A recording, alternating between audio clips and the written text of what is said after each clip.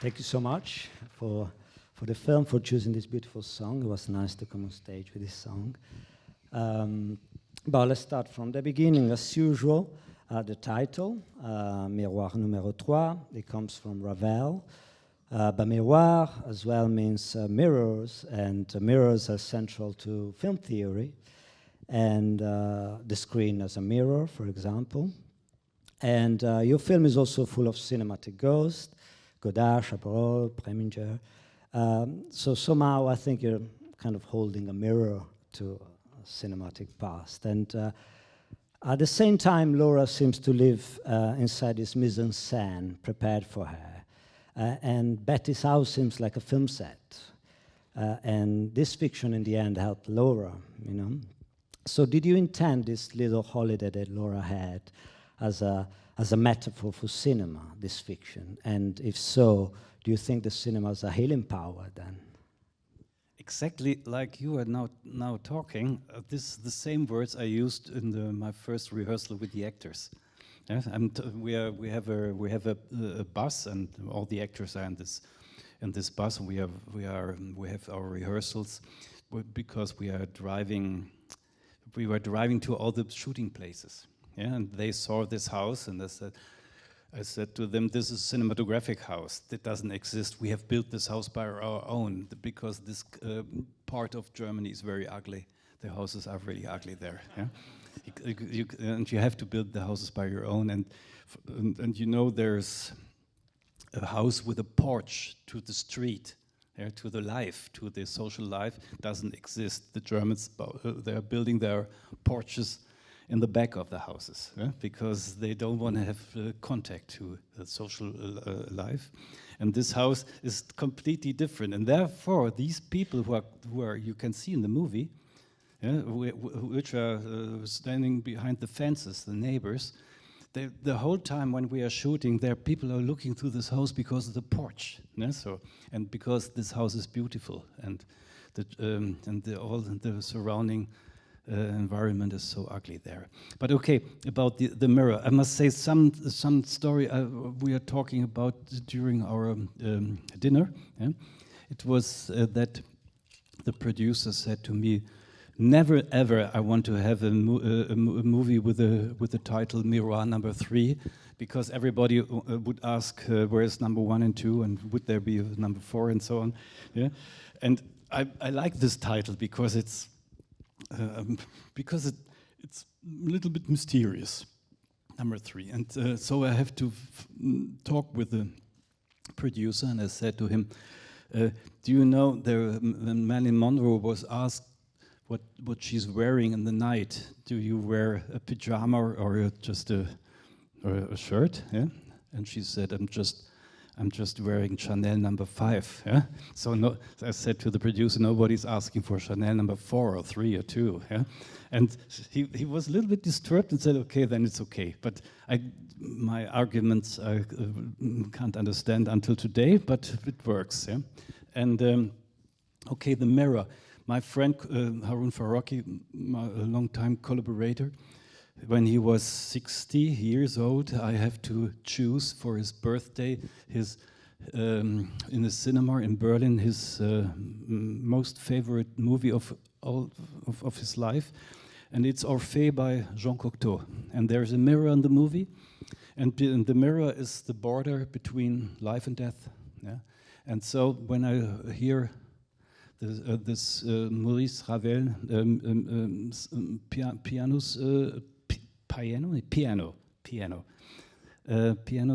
piece, I always thought about this mirror in Orphée, and that because there's a subtitle in this music by Ravel. It's On bateau sur l'océan. And so this is also a metaphor for movies. Yeah? You have a group of people, survivors of a wrecking ship, and they're drifting on the surface of the ocean, and they try to survive. Yeah? And this is, I think, it's like the mirror. It's, for me, the metaphor of cinema. And therefore, you're right. During our shooting, the DOP, the cameraman, always said, "Oh, this house is like a Western house. Yeah? The wind is coming through. You have access. There's the door, the windows. Yes, you have something what reminds him on Searchers by John Ford and so on. It's a cinematographic house, but it was not a movie of a nerd. Yeah, but I like things when you have in the German realistic ugliness, you need some fairy tale things and cinematographic things to survive. And I notice also the title of your film are listed, the last ones, they're quite short all the time. And this wasn't not the first French title of your films, because you shoot a small film, Où en êtes-vous, Christian Petzold, shot with in 2017 with Christoph Ockhausler. And in this film we are dissecting a scene from The Wrong Man by Hitchcock. And you asked a fundamental question where the narrator is situated in the film. So now I was wondering if you can tell us where the narrator is situated in Miroir numéro 3, if you thought about that. So many intelligent questions. And the first time I have during a dinner a glass of wine. Yeah, was a bad mistake. We can talk about something else. It was a fantastic Muscadet, I must say, a perfect wine. And so in its, yes, I must think about. It was so that the question, when there is a family, yeah, and sitting around a table, and in all my movies before, most of them, I have just two persons, lovers, yeah, the first seduction, the first meeting, their first dinner, yeah, their first breakfast. Yeah. So you have not a really space, you have an X between people. But when you have a family, you have a room. Yeah. And mostly in the most bad movies, they build up a dinner table for a family like Leonardo da Vinci, Last Supper of Christ. It's a half circle. Yeah? But family is a circle, yeah. And in this circle, there's energy, yeah, and there's subcutant energy, and there's a traumatic things. So how you can, where you have you must find your position, yeah. You can't not identify with one of them. It's possible, but this is not the family, yeah. So also this Laura, which is coming from the outside into this family, she's a substitute for someone there. She's a daughter. Yeah? So I always have to ask myself, where's the camera? Who is telling the story? Is it a portrait of a family? Or is this something, what is happening between them, yeah, where we could find our position? Yeah? So we have long rehearsals. It was a little bit like this. At 9 o'clock I met, I must say, I was in Odessa some years ago, before the war, and at that film festival, and we awarded there, I was part of a jury, we awarded there Isabelle Huppert. Yeah? And the next day I was together with her in the airport and the plane, and so we have a conversation. And I'm a big fan of her, and I was very shy. And she has a small suitcase with her. And in this suitcase, she asked me, I think something like that, do you want to know what there is in the suitcase? And I said, I never want to ask a woman what is in her suitcase. It's forbidden, it's taboo. Yeah? And she opened it, it was filled up with DVDs. Yeah, and she said she's now on holidays to her house and she wants to see movies of young directors, female or male. And then she said to me, she never wanted to be waked up during work before 8 o'clock. Yeah, because mostly in Germany, you have to go up at 5 o'clock in the morning, and then you are totally like a zombie. Your skin is is totally destroyed, and you are gray, and there's no life in you. And so I take all my actors. They have to not to be waked up before 8 o'clock. They come to this house, for example, at 9, and we have for 2.5 hours rehearsals, just because there's one rehearsal where each body will be seated at this table, You can be a dictator. You say you are sitting there and you are sitting there, and the light is here. But this is a family, and they need a choreography, and so this was the best time of the whole work. That I'm sitting outside in a chair and watching them how they are looking for the place where they sit. Yeah? Where's the mother sitting? Where the father is sitting? Son and daughter. And in this moment, I have this thinking in my head: where's my position?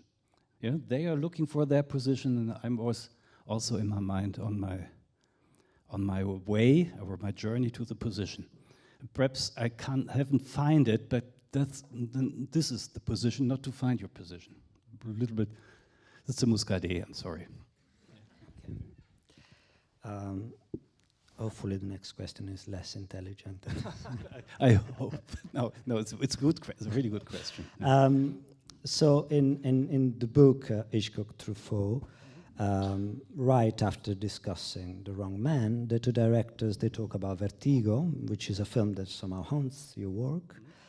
And Hitchcock says that Scotty's love for Judy is akin to necrophilia. And you said that Paula Bear character was named by the Otto Preminger film, Laura, where a detective falls in love with a dead woman.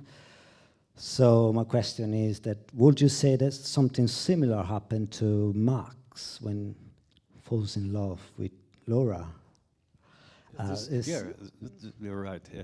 Laura is a film by Otto Preminger, one of my favorite movies. I learned a lot in the opening scene of Laura. There's a young policeman, and he is totally American. He's not interested in culture. Yeah?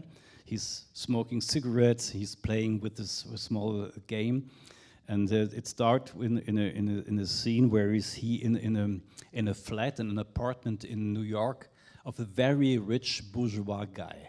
Yeah? Very rich, and this guy is.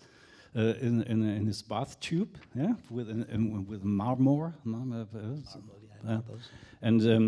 and so the New York guy with a game and without any interested in culture, and this guy in the bath tube. This is a confrontation. Yeah, fantastic, filmed by Otto Preminger. Later, this guy, there's a young woman is killed. She was shot with a gun, pump gun in her face, so the face is completely destroyed. And they found her dead body. And the policeman wants to be at this place of the shooting for the whole night because he wants to, like a profiler, he wants to understand what happened here. And there's a portrait of this dead young woman on the wall, and in the night he's watching the portrait and fall in love with the dead woman.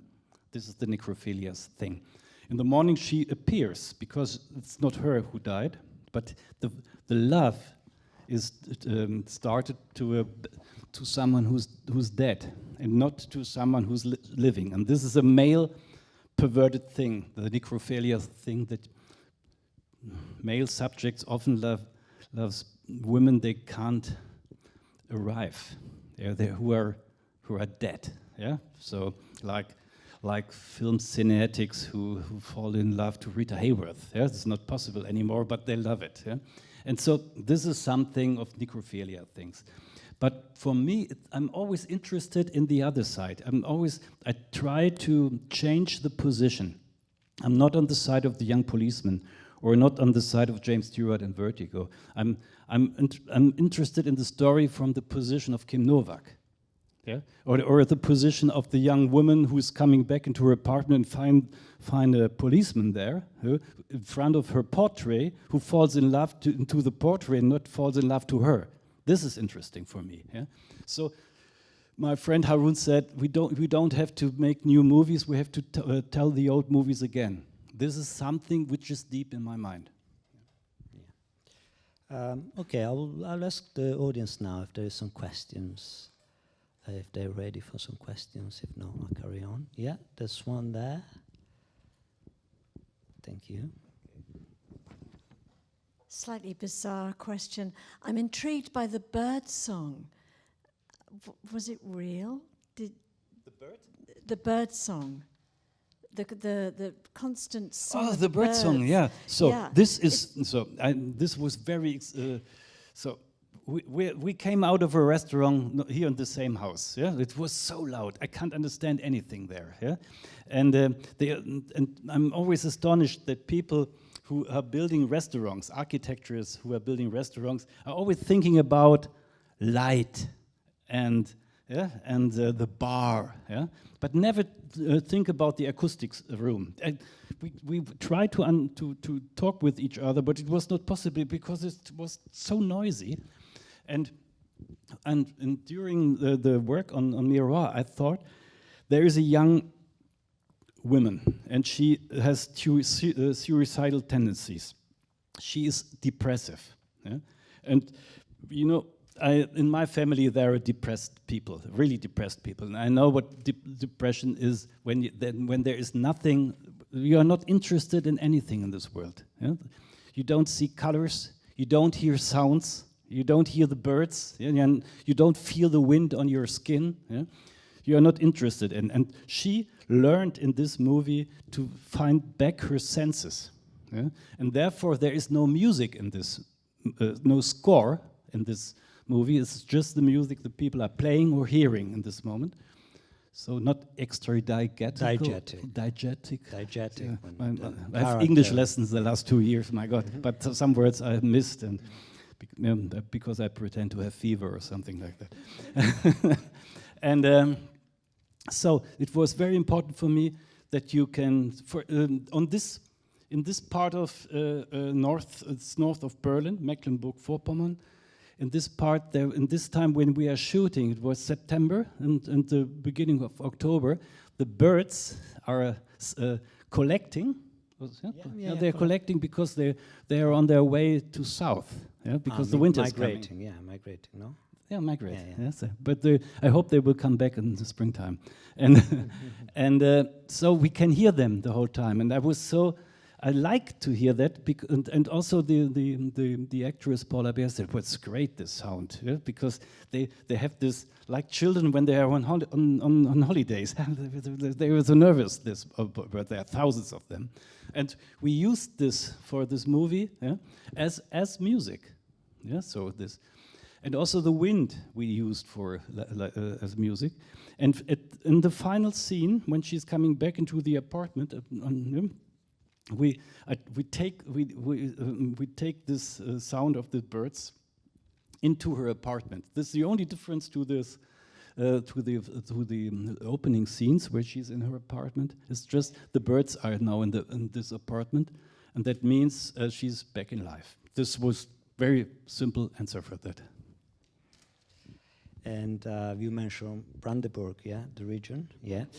So the house looks American. When I saw Betty painting the fence, I immediately thought about Tom Sawyer before even was mentioned in the film.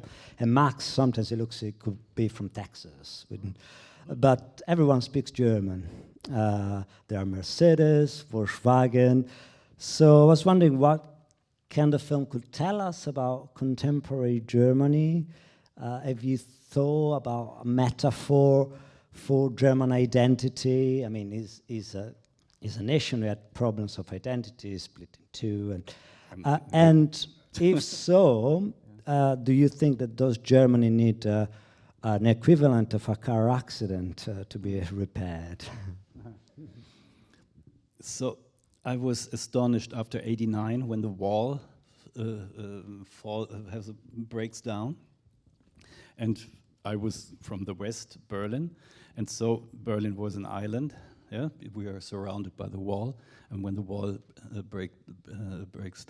broke down, we can leave our island and go into the east part of the German Democratic Republic, and look what happened there. Yeah, so, and I was astonished that after 2 or 3 months, the first cars the people from German Democratic Republic bought are American cars.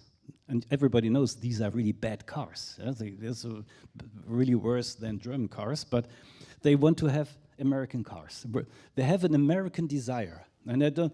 And then I thought about that because they have also from the South states they have the flags in their on their houses. Flag. No. Huh? The Confederate flag. Yeah, Confederate. So I don't. What is happening here? And then there were some cities or small villages with names like Philadelphia or New Boston, and then I went to a library and asked what is happening here, and they said no, it's not.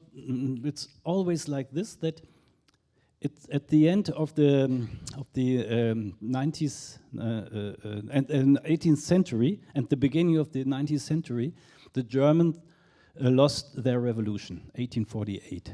They lost their revolution, and so many people who went to the USA because they're refugees, yeah?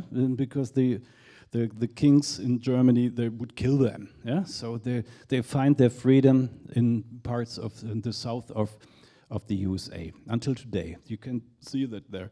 And the people who stayed there, yeah? And because they don't want to go over the ocean, they give their villages the names of the towns they want to go to, the towns of their desire. So you can say the towns like New Boston or Philadelphia are the towns of broken dreams. Yeah? And so the whole German Democratic Republic is, for me, it's a landscape of broken dreams. The broken dreams of communism, the broken dreams of revolution, the broken dreams to migrate to the USA. Yeah? And so this is a depressive country, I must say, with American cars and porches on the backside of the houses. Yeah? And when we have built up this house, yeah, there is a house, a very ugly house, but we make a new fence, new trees, and a new porch. And on the 20th day of shooting, always in the morning when we start, when we have a shooting day, I'm on this place half an hour before the actors, yeah, for myself to think about what we want to do this today and how I can start my monologues and so on. And I was there, and there were two old people in the house, and I thought, what have they never see them before? And there are no extras, and I don't understand what they're doing here. In French, the extras, the name's fantastic, silhouettes. It's a fantastic name. Yeah? So there were no silhouettes, and I asked him, what are you doing here? And then this woman, I think she was 80 years old, she said, I grew up in this house. I lived here 25 years, and now it's so beautiful. And it was so ugly when I grew up here, and it doesn't make so much work to change ugliness into beauty. And then she starts crying. And this makes me, that really touched me, really. So that the Germans, they are living in ugly circumstances, but doesn't cost them too much work to change something. Yeah? And it's always too late when they discover this. Just sufficient to make a film about it. That's right. Any other questions? This one here. Hi. I really like your music choice at the end. I feel like it sounds like a tiny waterfall. And I'm wondering, is there a story behind choosing that exact piece? This the last song, the song with the credits, or the piano song? The piano song. Oh, the piano. Okay. It was during we have worked on A Fire, the movie before. It's also a group of the same actors, I must say, the same actors. There was also during shooting, I can't hear pop music. Yes? It gives me too much emotion, yeah, and in the wrong direction. Yeah? And the only music I hear during shooting is classical music, piano music. And I heard this Miroirs number 3 by Maurice Ravel. I was really impressed about this piano work, and I told the actors about that, yeah? About this, and I told them about this subtitle, what I mentioned. Un barque sur l'océan. Yeah. And I said to them, for me, the metaphor of making of movies is that all movies are a portray of people who try to build up a survival raft. Survival raft. I'm always looking to you as to a teacher. Yeah. Okay, and survival raft, and with out of the pieces of a wreck pieces on the surface of the ocean. And so they are really impressed by this. And so we heard with the actors, we heard this music together. And then I said to them, the next movie is about a family, traumatic family. It's based on this music.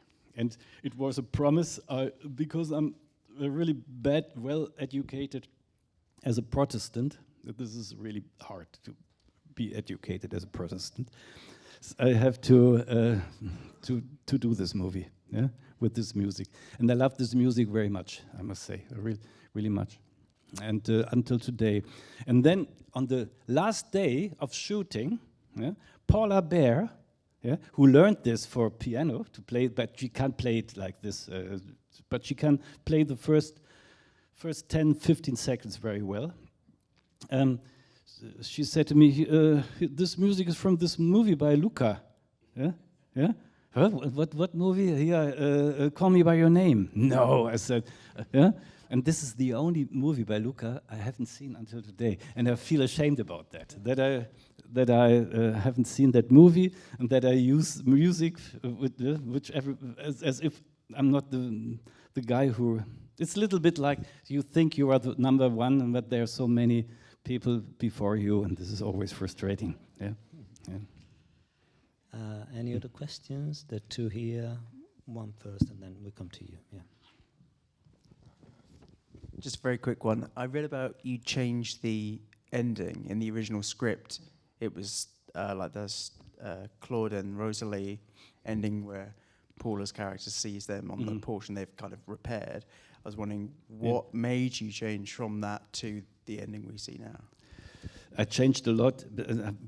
For example, we have a whole day of shooting or 2 days of shooting in the academy, yeah, where you can see Paula Bear on the piano with panic attacks and a conversation with other students, and I was totally bored by my own work on the first and second day of shooting, yeah, because I know I'm not interested in this. I don't like in a TV movie. If someone is, you have to develop a story. You have to portray someone before you have. Yes, so I'm not.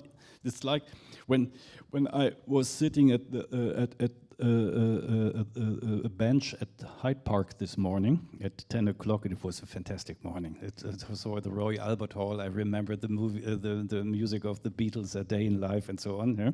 And I sit there at the bench, and people are passing. I don't know anything from them, but this makes me curious. Yeah, and so the same must be there in movies. I don't want to be introduced to people. Yeah, and so. I cut this out, and I said to Paula Bear, all this shit we have filmed here for the first 1.5 days, it doesn't make any sense. I've put it away. I quit with this shit. And she said to me, where I'm coming from, nobody knows anything from me. And I said to her, Alice in Wonderland, do you know anything about Alice before she's falling into the rabbit hole? You don't know anything. Yeah? And she said, you're right, and then we have no problems anymore. But we have problems with the final scene, yeah? Because Paula and Enno, the two young actors, they make a visit to my office. I have in my flat, there's a small office. And want to talk with me about the script 3 months before shooting. And I hate actors who wants to talk about the script. Yeah. They have to do their work, and I have to do my work. Yeah? So, but when they try to direct a movie, we'll have problems. Yeah? So, and both are they're very shy. They come fourth floor. They come there. Christian, hi, I want to talk with you, and I don't like this. Hey, Christian, hey. Yeah. So. And then they sit down there in the chairs, and I bring some tea. No coffee, tea. This is also a bad sign when they yes. And so we are sitting there, and we have problems with the end of the movie, final scene. And I said to them, sorry, but this is the best final scene I ever have written in my life. Yeah? So to destroy the discussion from the beginning. Yeah? And so they're impressed, and they're leaving my office like pupils who were tortured by a teacher. Yeah, and they criticize something. In the script, it was like this at the end when she has her recitation when she's playing the recital. Recital. Yeah, I need to ask the teacher. Recital, where she had her recital, and the family is back in their house, and they're sitting there on the porch and eating their eggs and drinking their coffee. There was something's happening, and they jumped out, yeah, like in the scene before when they're eating the plum cake. But then there are no neighbors. That's her who was standing there at the fence. And there was the final sentence in the script was she's opening the gate and she's part of the family again. Yeah, and this is a pathetic sentence, and I said this was the best sentence I ever written in my life. And Paula said this is not. She don't understand this sentence. Yeah, she don't understand by the word. There's a whole movie. 86 minutes, yeah, or 90 minutes, or I don't know, which that the daughter is coming home with 25 years and want to stay a daughter for her whole life. This was her critic, yeah? And it works like infection in my head during the whole work. And when we have this, we have shootings chronological. When we have this last day of shooting, and she's standing there at the fence with her black coat, a Burberry coat, I remember. Yeah? She's standing there, and the family's watching her, and she's open the gate from the fence. And the film is going to black. Yeah? In this moment, I know this is shit. Yeah, so I know that. But I don't want to open my mind to Paula because I'm too proud and I'm too Protestant. Yeah? And then I hope that we can do something in the editing room with the end, yeah, so we can see that I have the idea to the family's jumping, and then it's black, and you hear steps, tuck, tuck, tuck, like a ghost. A ghost is coming back, the ghost of the dead daughter. For 1 week, I was euphoric Euphoric about this idea. Great, I talk to anybody. When you're talking to everybody about, you forget it. It's shit. Yeah. So, and then after 2 weeks in the editing room, the editor Bettina Böhler said to me, "Doesn't work. There's something wrong. This is not a good final scene. What is this movie about? This is a movie." So I have to think, and I thought it's a movie about a destroyed, traumatic family who needs a substitute for their daughter to think about themselves and find their way back into life. And we have it's on the other side, we have a suicidal young woman who pretend to be a daughter, who plays a daughter to find herself. And so at the end, she's doing this what the dead daughter haven't done. The dead daughter committed suicide to leave the family, but she don't need to kill herself. This is, in English, it's a little bit primitive what I'm saying. No, but it's clear. But it's okay. Oh, thank you. Yeah.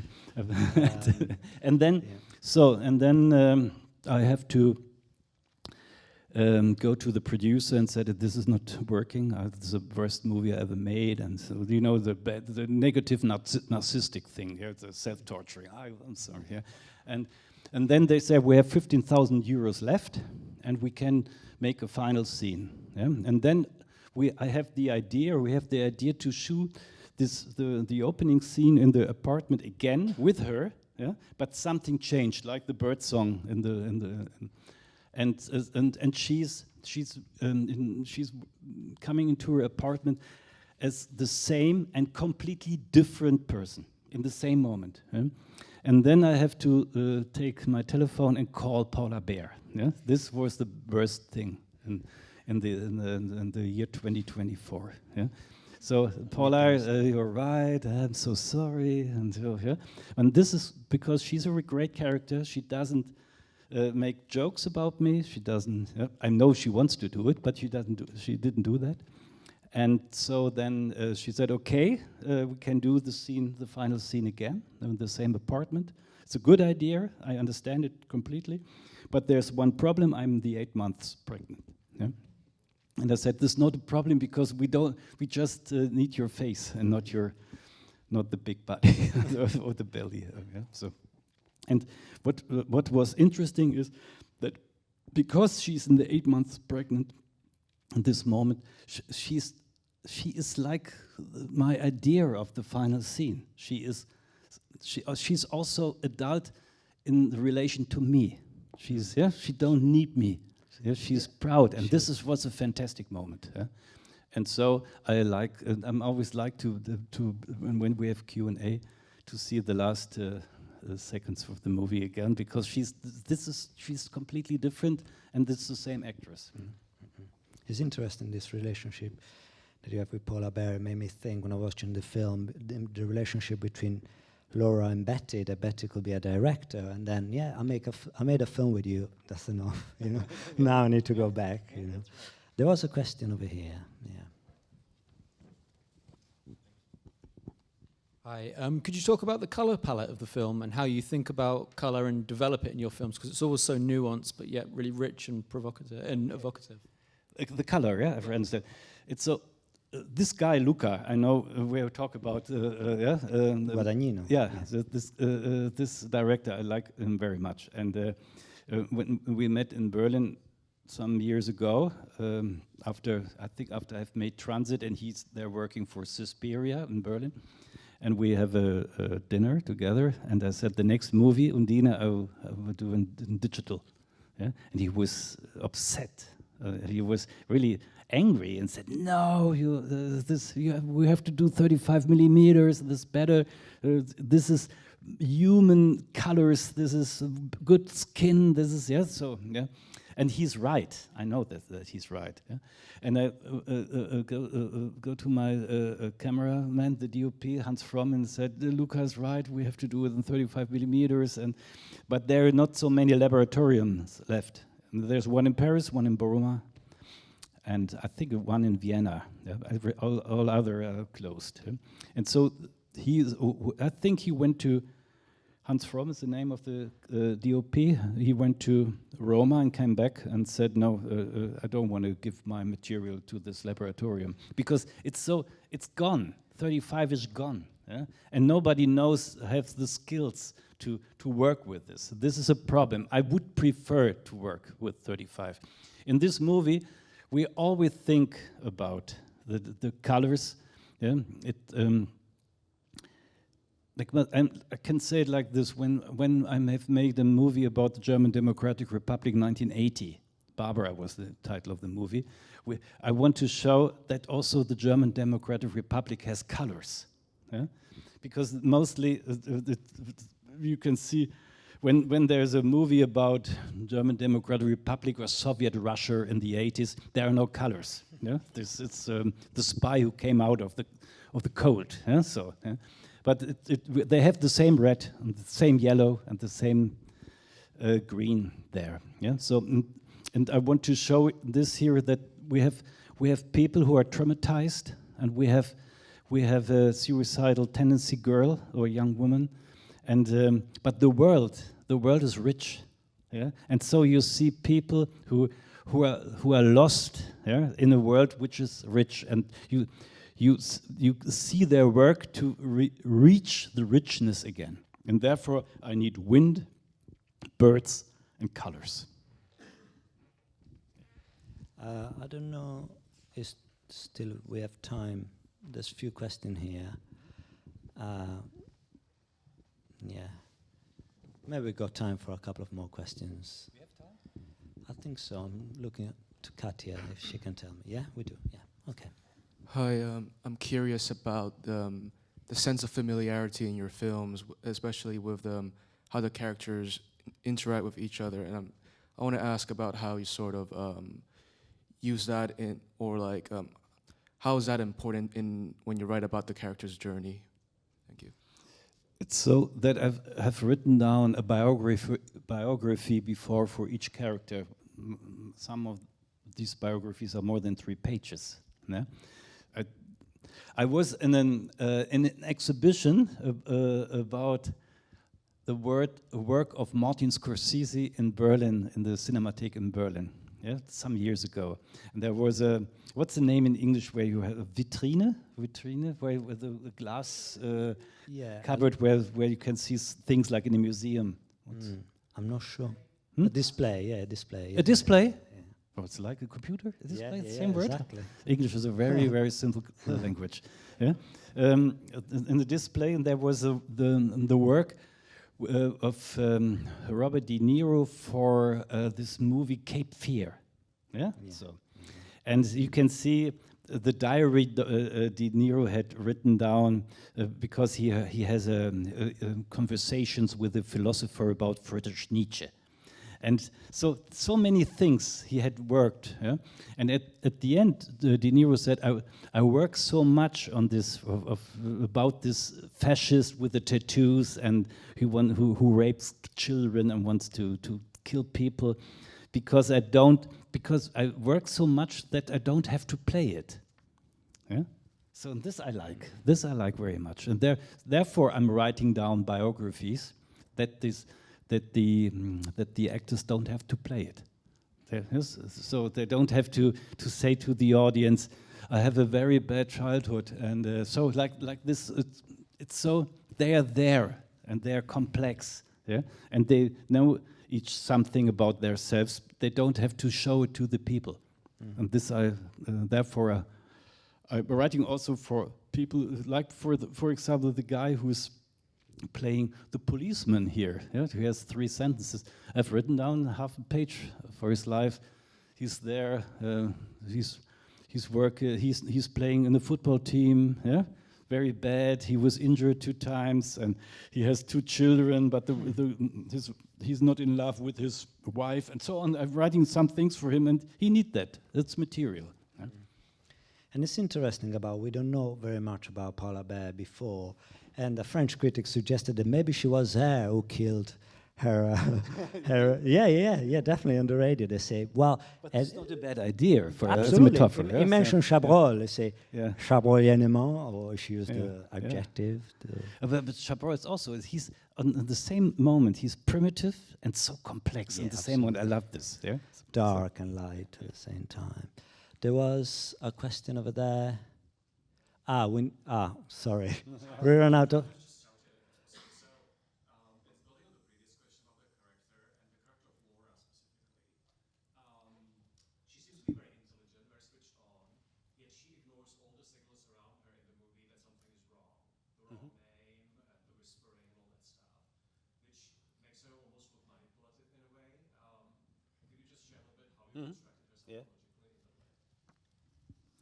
It's so...